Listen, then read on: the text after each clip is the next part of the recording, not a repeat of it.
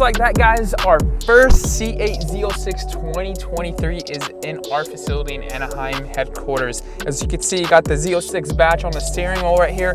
The customer just took delivery to this, and there's a little funny story behind this car, but he just allowed us to go ahead and fill it up. It's literally all empty on gas. He just dropped it off. We're gonna go fill it up and bring it inside our showroom and go over all the details that we got for you on this beautiful brand new Z06.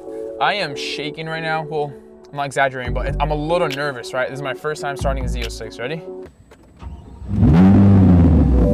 Whoa. Okay, I've driven a Lambo before, and this literally sounds like a Huracan, even better.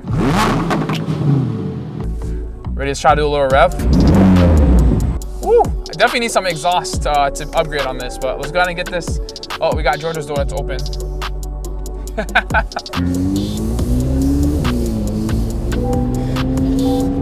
How does it feel? It feels good. Oh my goodness.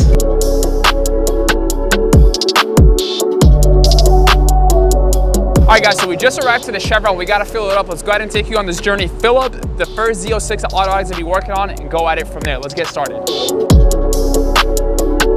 We're gonna find out how much does it take to fill up a Z06. We got it at literally like 25 miles. It's on empty.